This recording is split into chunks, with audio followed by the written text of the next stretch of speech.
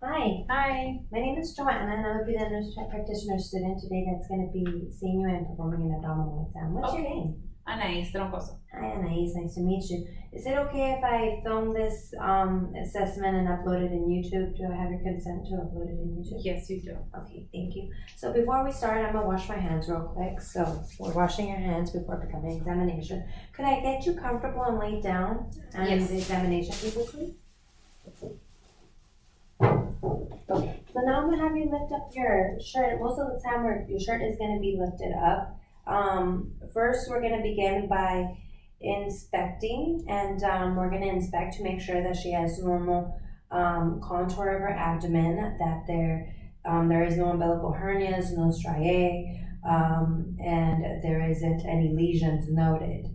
As well, we're gonna be checking her skin color, make sure that she doesn't have any jaundice noted. So her skin is, pretty good.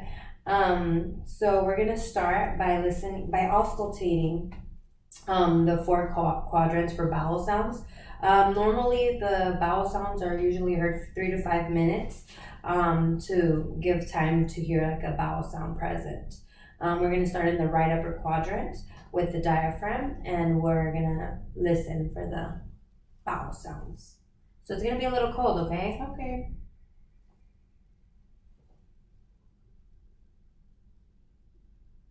Then we're gonna go to the left upper quadrant,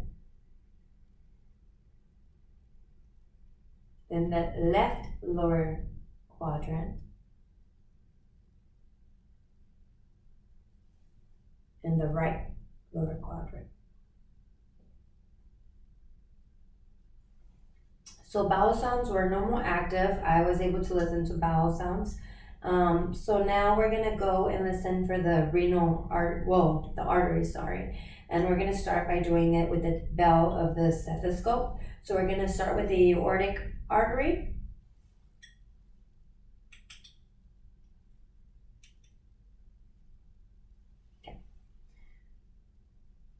So the aortic artery is gonna be right above the umbilical area.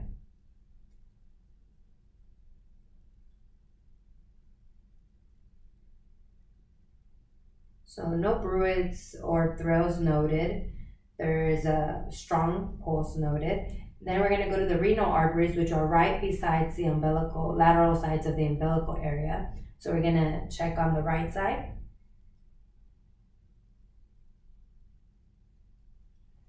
We're going to check on the left side. So renal arteries, there's no bruits or thrills noted, and there is a strong pulse noted. Then we're going to go to the iliac area, which is right below the umbilical area, and we're also going to auscultate bilaterally. So we're going to start off with the right side,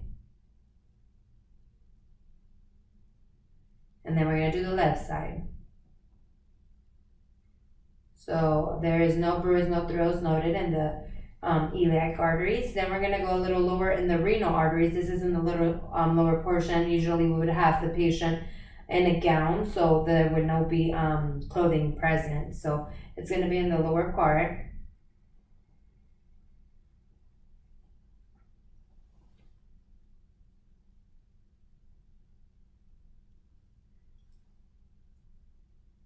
And no bruits or thrills noted in the in the femoral arteries. So now that we've done that, we've already says that there's no masses noted or any tenderness with this. So we're gonna start with the percussion. And we're gonna do it with my non-dominant hand. I'm gonna get my middle finger and place it. I'm sorry if my hands are cold. And let me know if there's any discomfort or if there is any pain when I'm doing this, okay? And we're gonna place it in the right upper quadrant, and we're gonna be checking that there is tympany noted, which is a normal sound in a abdominal, like in a well abdomen area. If there is any dullness, that means that we're in an organ or there is a mass present. So we're gonna start in the right upper quadrant.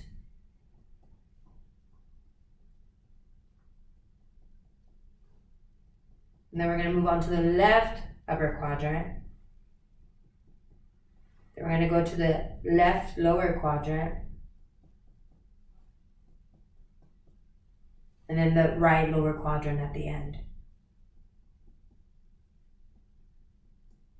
Since we are in this purpose of the video, we're on the left side of the patient. We're going to percuss for the splenic, the spleen to make sure that there is no enlargement. So we're going to go on the mid-clavicular side of the left side, and we're going to percuss. Sorry, I'm kind of moving.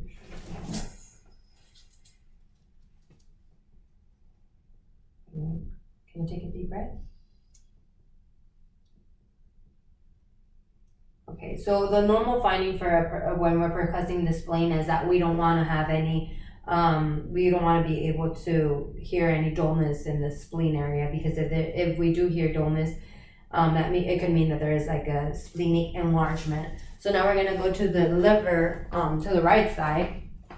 So we're gonna start in the lower part of it, like in the umbilical area, in the mid-clavicular. We're gonna start so we can, let me just get my supplies real quick.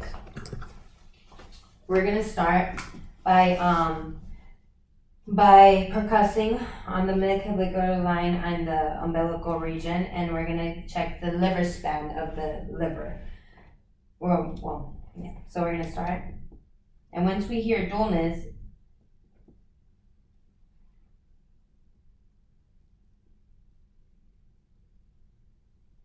so that's when we hear dullness. So we're gonna put a little mark, and then we're gonna start from the top part, that's the bottom edge of the liver. So we would start in the mid-clavicular line below the nipple line and start and try to see where the top part of the liver is. So we feel dullness right here. We would mark it, and then we would measure it. A normal measurement, this is 7 centimeters. A normal measurement is 6 to 12. So her liver span would be normal measurement per what it should be.